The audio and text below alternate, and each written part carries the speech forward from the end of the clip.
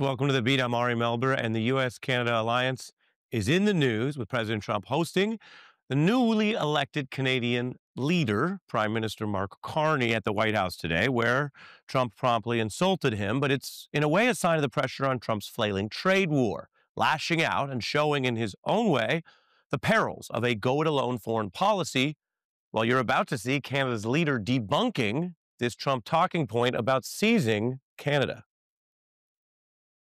It would really be a wonderful marriage because it's two places that get along very well. They like each other a lot.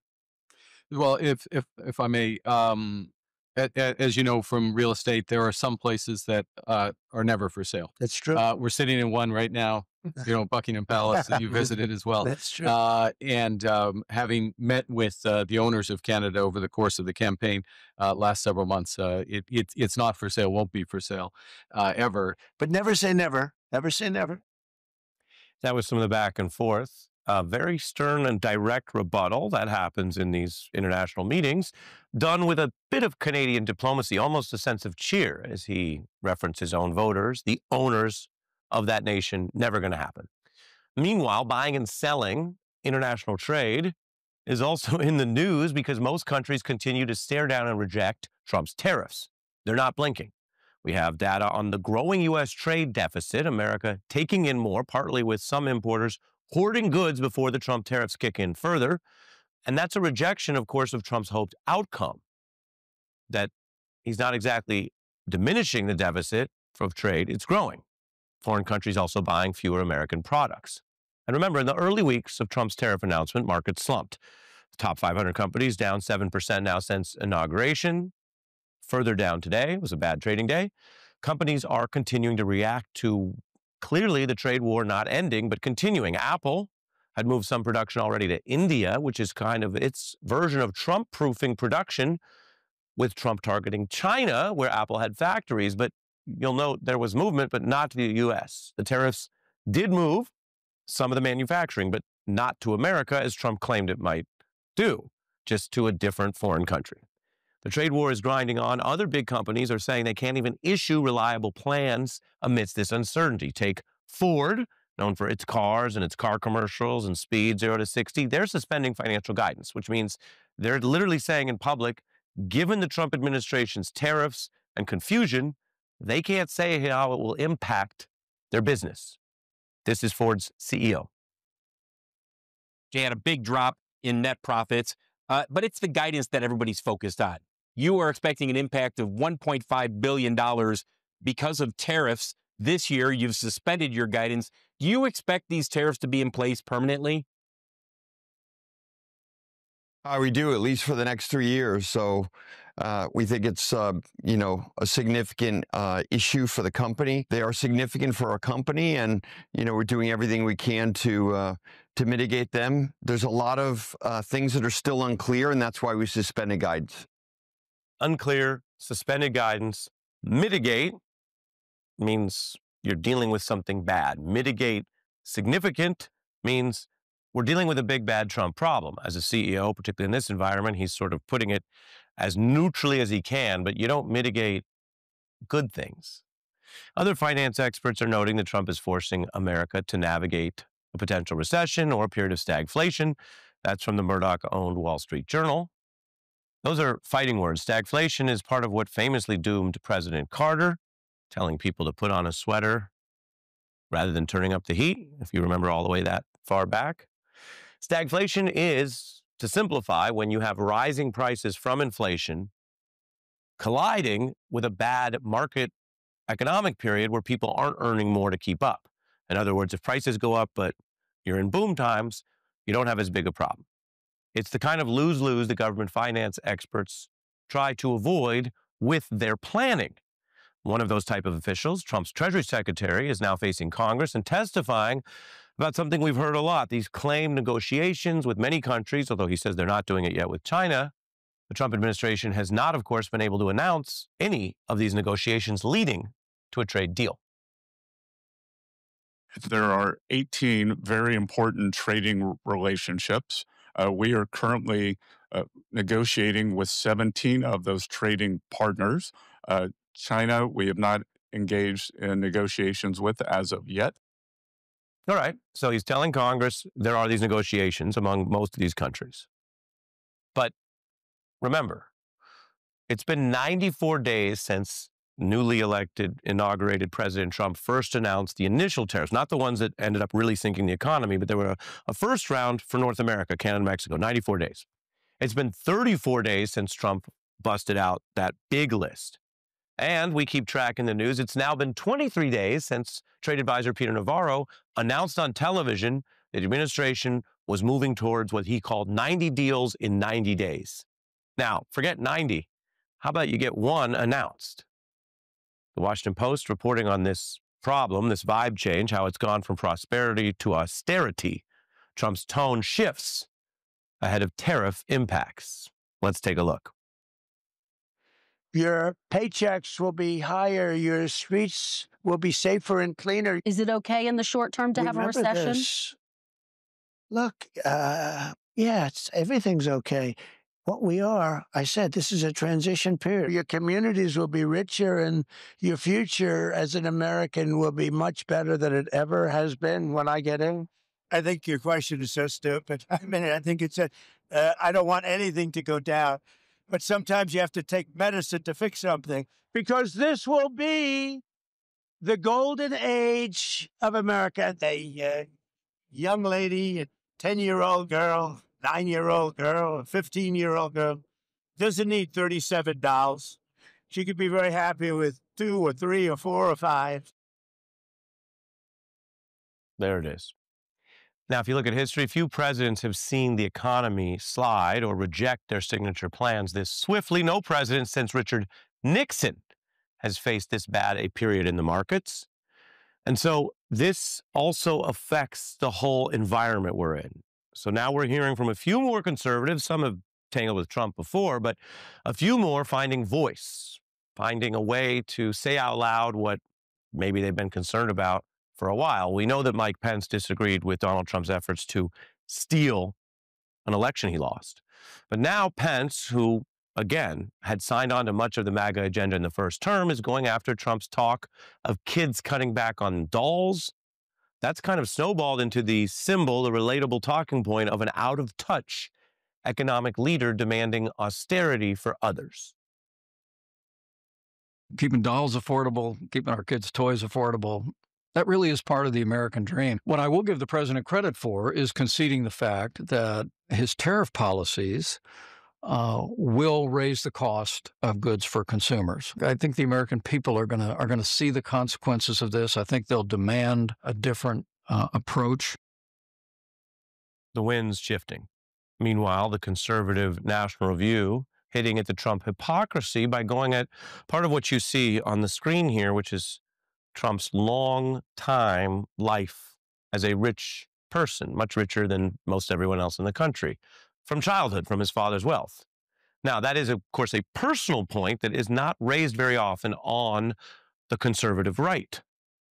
But it's in the news. It has salience as Trump's tariff hurt so many working people. So these conservative editors there at the National Review write that Trump never faced the prospect as either a child or a parent of having to make do with less. Yet he is, quote, yammering about American children being spoiled. That is a direct rebuke of someone who is in their Marie Antoinette era. Let them eat cake, you cut back on dolls, while he lives a rich life and pockets money and alleged grift in crypto and other ways. The doll talk has broken through. It's made Trump something of a national punchline to tell people to cut back on things to make do. Buddy, a 15-year-old girl is not going to be happy with 2 or 3 or 4 or 5 dolls because a 15-year-old girl isn't happy with anything. It started as a baby who had $30. Now it's a 15-year-old who has $37. Soon it's going to be a 41-year-old man with $100, and he's going to make Eric Trump do a press conference. I thought I needed all my dolls, but my dad explained I only need 2. That's the punchline. But it's not really about the Trump kids, and it's not really about dolls. It's about Donald Trump being revealed as someone who tells everyone else to cut back Well, he clearly doesn't. And that is known. And it might be a reminder why, for all the bluster and the PR, he got fewer votes in 2016. He got fewer votes and lost the presidency in 2020. He's had setbacks in other midterms. And he ran on what I just showed you in 24, a bunch of promises about things that aren't happening.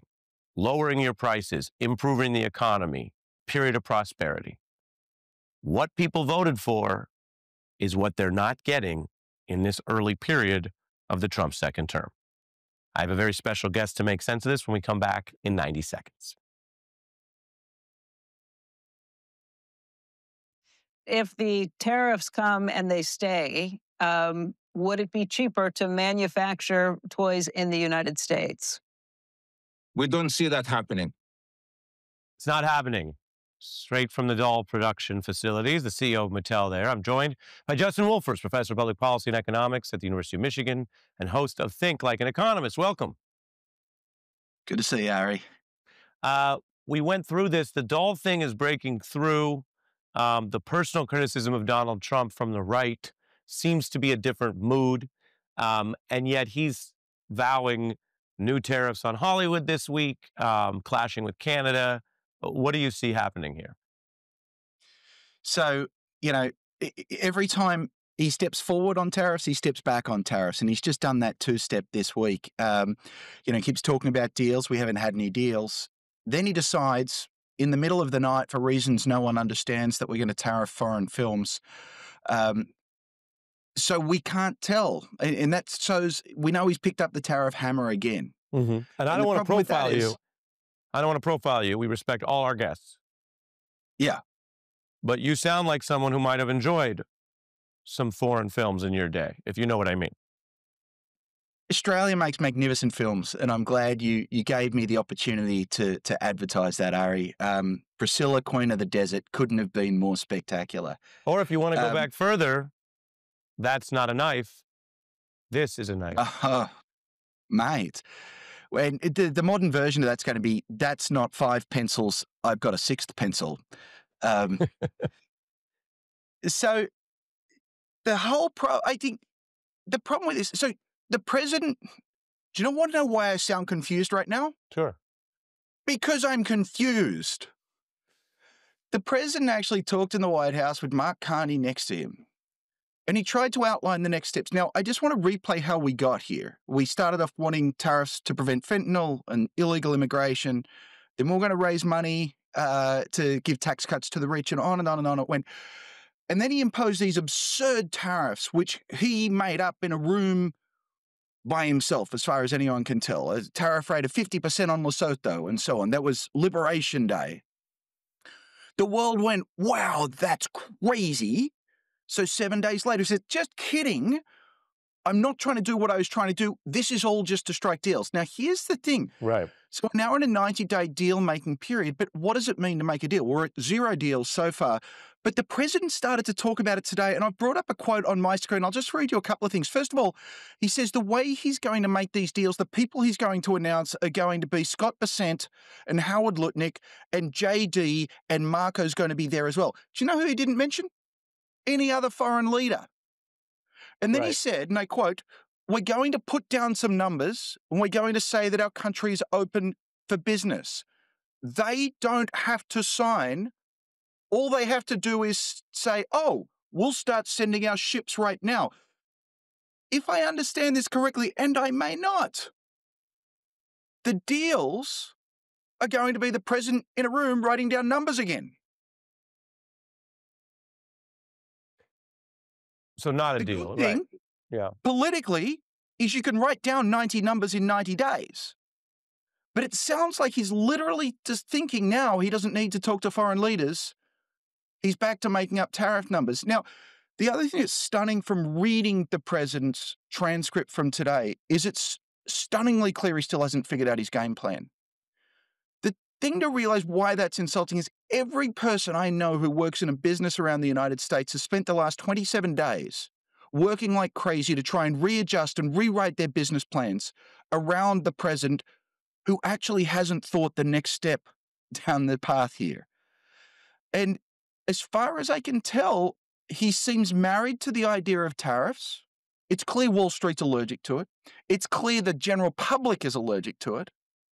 But he's still married to it, and he's married to it based on this fundamental misunderstanding that anytime we buy something from another country, they send us stuff, we send them pieces of paper called US dollars, that they're winning and we're losing, which is a very odd way of thinking about the world. Yeah, and so I have 40 seconds left, full warning. When you see the trade deficit getting larger, which everyone's explained isn't automatically bad, but it certainly undercuts the idea that he's shrinking it. Yes. It's also true that if you call any economist, that tariffs are not how you shrink a trade deficit. Yeah. One more problem.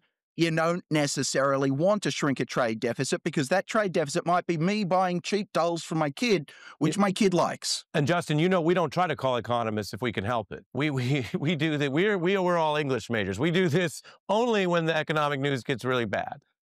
Mate, I'm going to try and speak English to you then. How's that? That's all right. So 20 seconds now. Will they be announcing trade deals or just PR to get an off-ramp? Look, they might announce one or two. Maybe India, which to be clear is our 12th biggest trading partner, accounting for 2.5% of our trade. But if they're not going to knock over China, they're not going to knock over any of the big ones. And then they're just going to start announcing numbers and calling it a deal.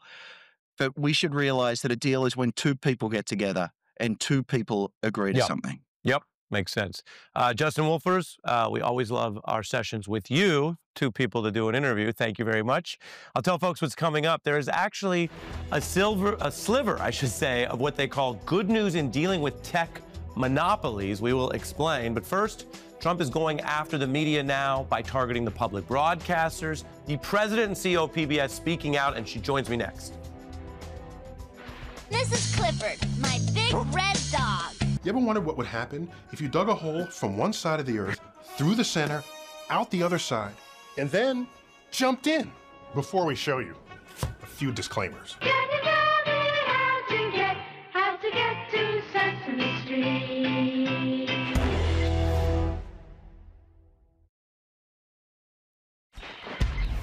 President Trump has been testing how he can use and sometimes allegedly abuse his power to go after perceived foes.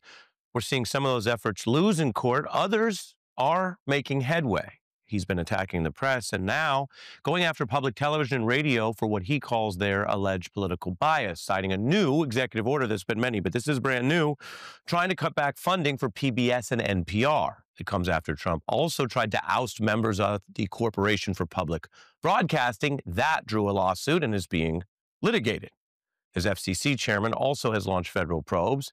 PBS has a long and storied history back to the 60s. That was when President Johnson signed the law to give some, and it's not the majority right now, but some taxpayer support to this kind of public media. It is also famously known for educating children. Sunny day, sweep the clouds away. Take a look, it's in a book, a reading rainbow. Oh, hi, everyone. Barney! This is Clifford, my big red dog. You ever wondered what would happen if you dug a hole from one side of the earth, through the center, out the other side, and then jumped in? Before we show you, a few disclaimers. Can you tell me how to get to Sesame Street? Classics. And that's for the kids. There's also public affairs programming that these networks provide in a fundamentally different way than corporate or more capitalist, profit-oriented media does, that is supposed to benefit the adult population.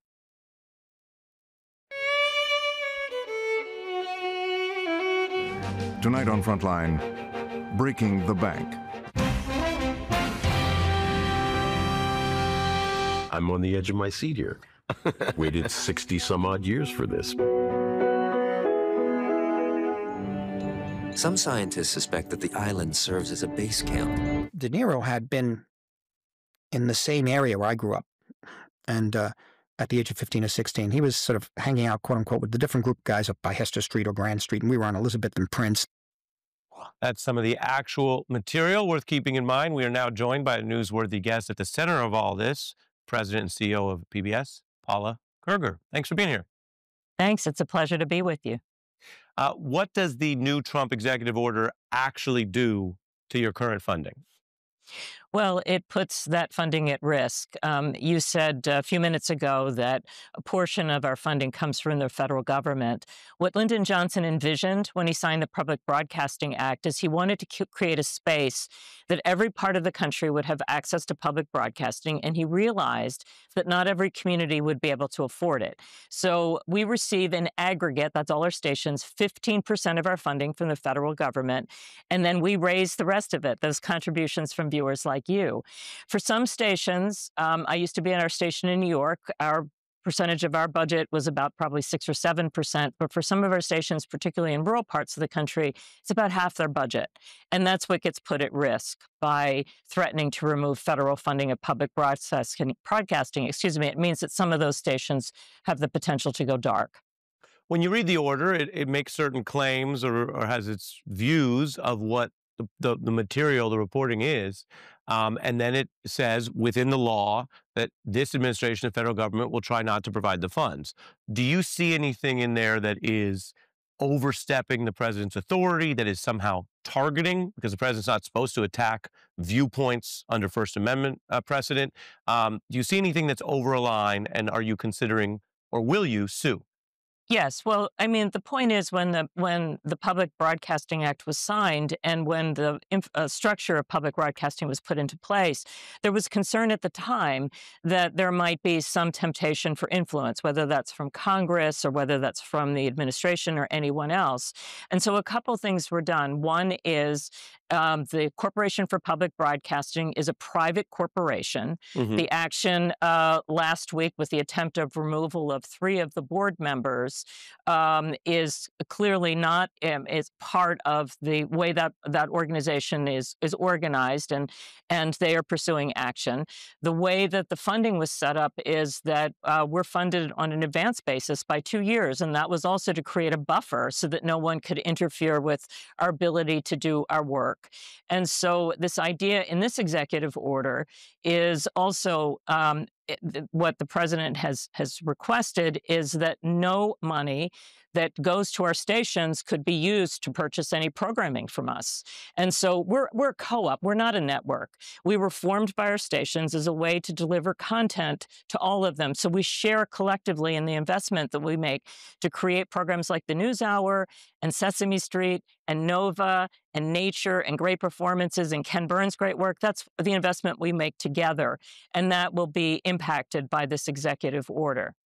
And then there was the newest event that happened on Friday. So late Friday night, we were informed that our direct funding of our kids' content that we produce, we received some money out of the Department of Education that has helped us, going back for 30 years, fund the development of kids' content, as well as the research that we do alongside of it to make sure that that content is not just safe for children to watch, but helps us to determine what is effective, particularly in helping the more than half of the children in this country that do not have access to formal pre-K.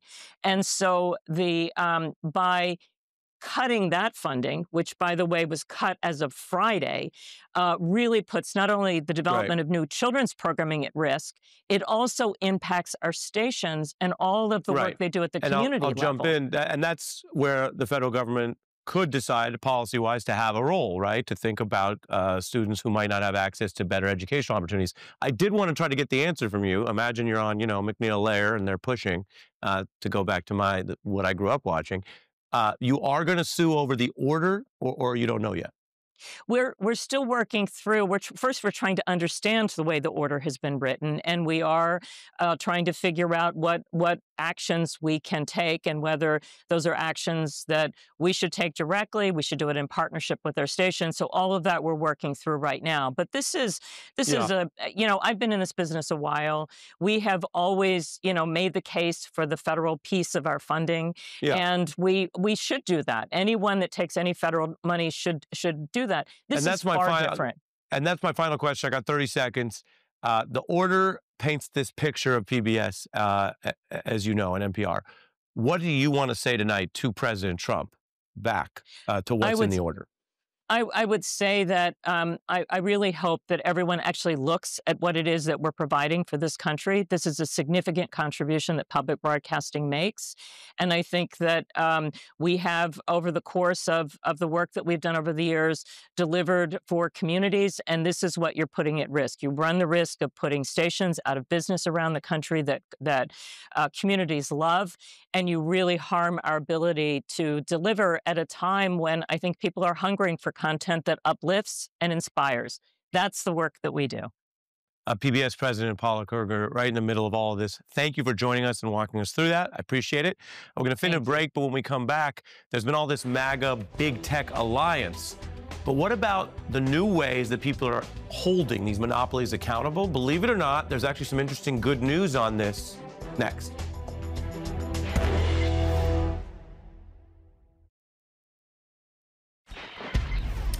American inequality keeps rising. It's a trend that is far larger than our current political disputes, and it deepened in the pandemic. The top 10% controls a whopping 60% of wealth. Half the nation gets by on just 6% of the pie.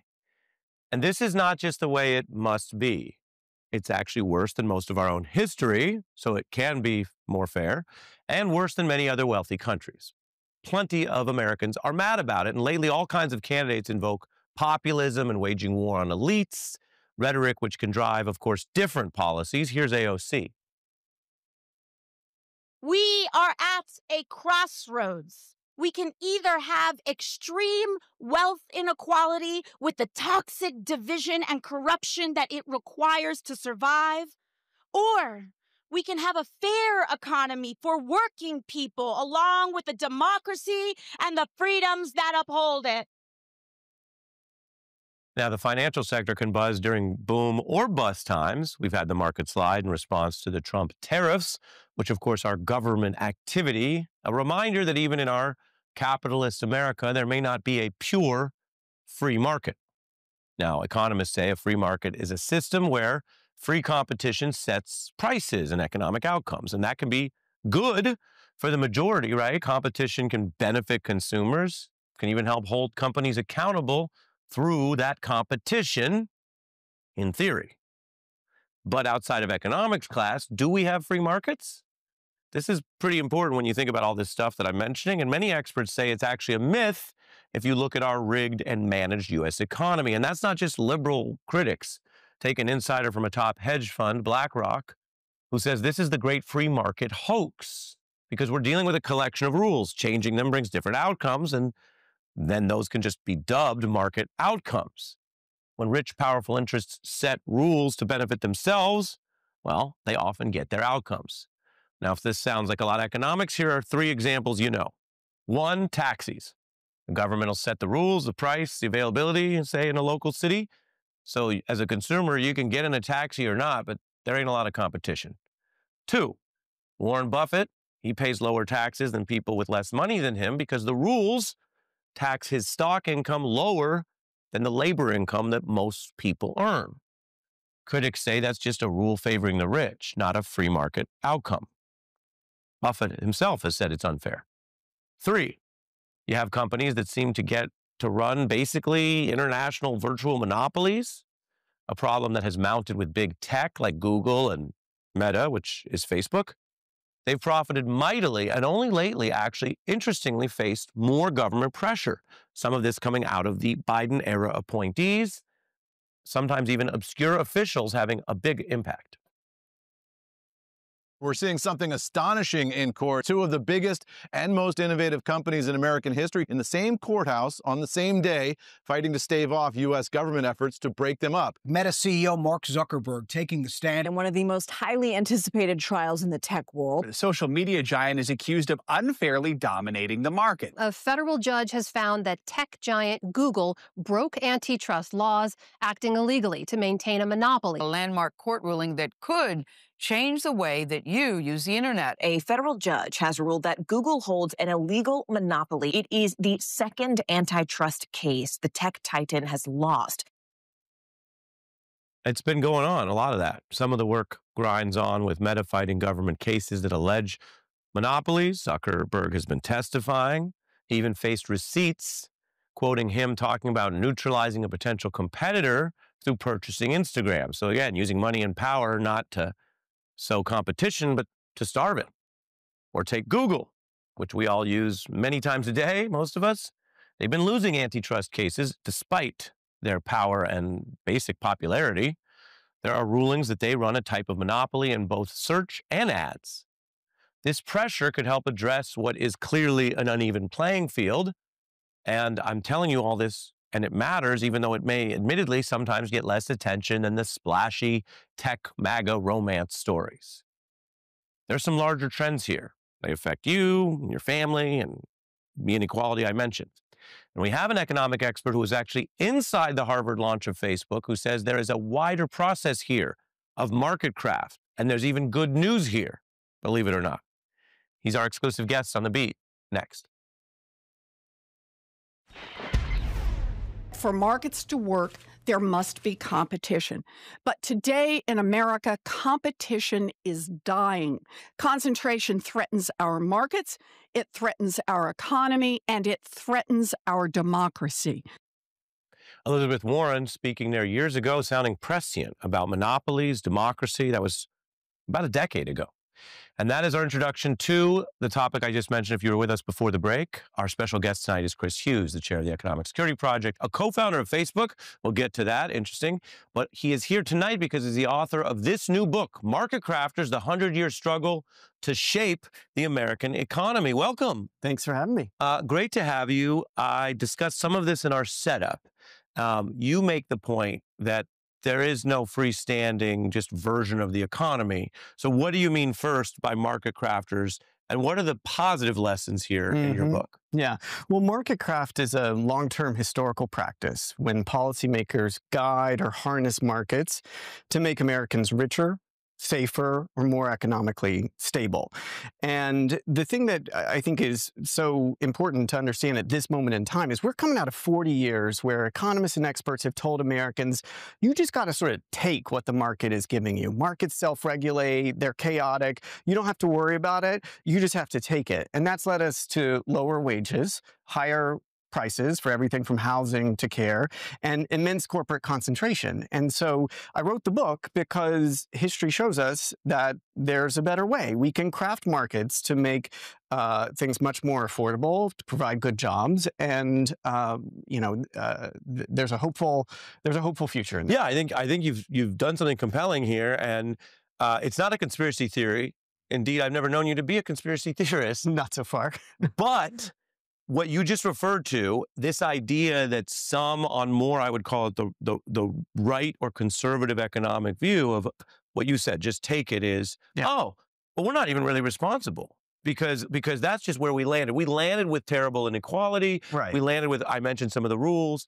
What are the examples here? And you have some from the recent Biden era where the crafting goes the other way. Yeah. Well, in some ways, it's not rocket science. If you just think about the major American industries, healthcare, pharmaceuticals, airlines, banking, and finance. You add up all of these industries, and what you see is that well over half of the American economy is structured by the state. We make big policy decisions in healthcare markets that can make it expensive or cheap, accessible or not accessible. We bail out banks when things get tricky. The Fed makes all kinds of decisions around its monetary policy and how it sets the price of short-term credit. And so the more that I, as a researcher, looked into this history, the more you see a practice of shaping it. And then you have to ask the question, well, wait a second, why are we shaping it to work for the folks who run the banks or the health insurance companies and not for American people? And the good news is, if you go back to the 70s, the 30s, many different moments in history, we can see that there is another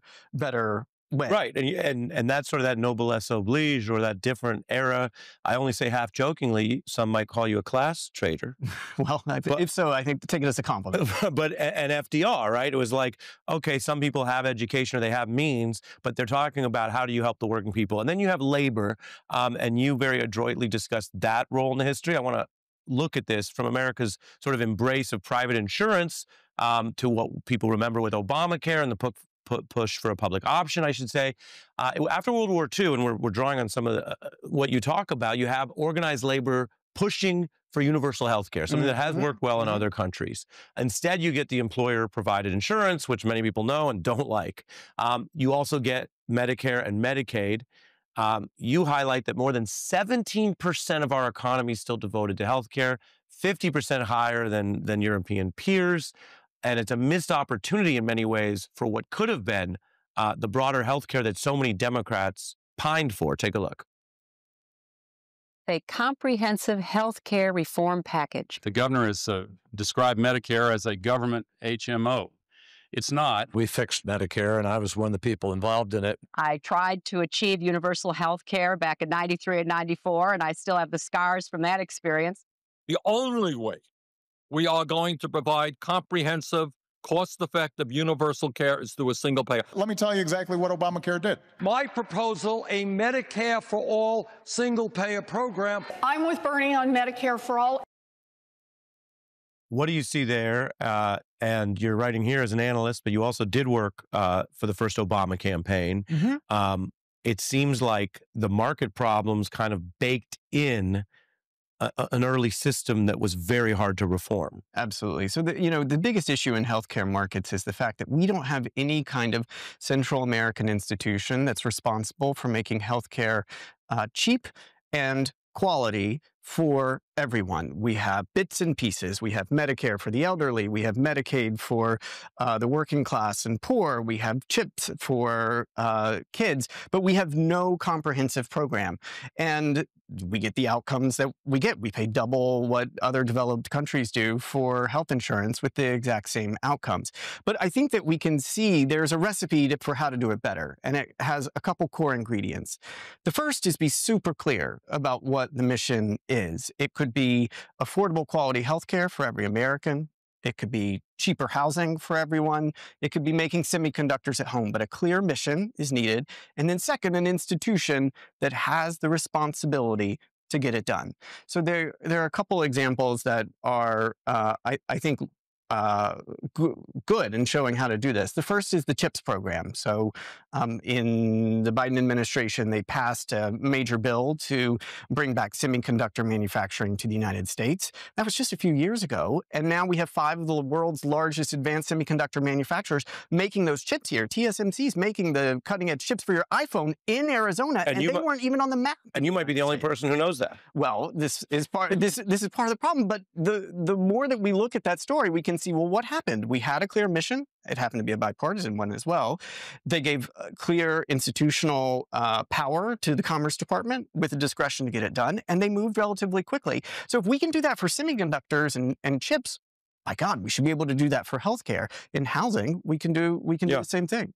I want to show Mark Zuckerberg, along with some of the other tech folks, they've been losing money under the Trump tariffs in the markets, even as they thought this might be a good deal.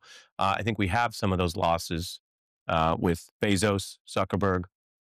And when you look at that, do we have that? We're pulling it up.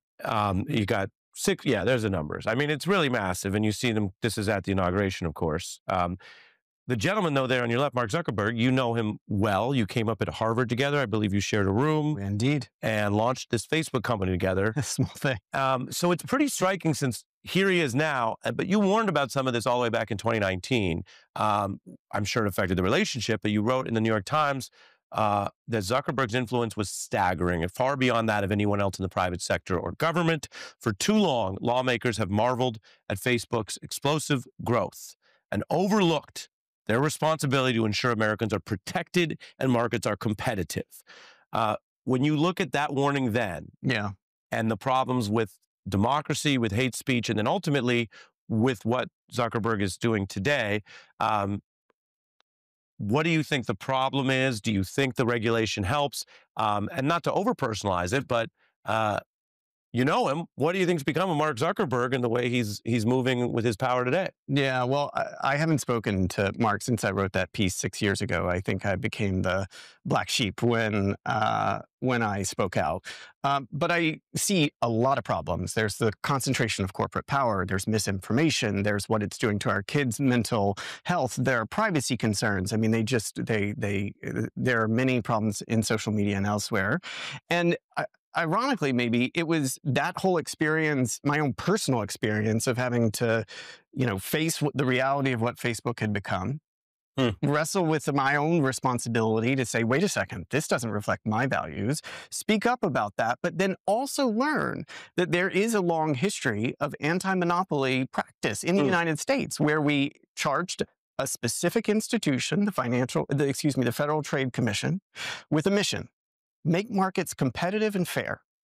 And then we saw what happens when you put an entrepreneurial leader in the chair seat like Lina Khan, as Joe Biden did a few years ago. All of a sudden, we have suits against Meta, Google, Apple, Amazon. I mean, all of them are actually having to answer for what they have built over the past few years. And so I think that, we'll see where the suits go. Google's, as you said, in the lead up has already been declared a monopoly twice in the courts, and the Facebook trial doesn't look like it's going very well. But whatever the outcomes are, I think that's a clear example of a government institution fighting for Americans to make markets more competitive, more fair, and we can learn a lot from that in other industries and other places. It's really interesting, and you draw on all your experience for the book, and it's something we wanted to highlight also because with everything going on right now, you can see that there's work to be done that is effective, and sometimes it's happening precisely behind the scenes. Let me tell folks where to get it. The book, Market Crafters, The 100-Year Struggle to Shape the American Economy, is what we've been discussing by Chris Hughes.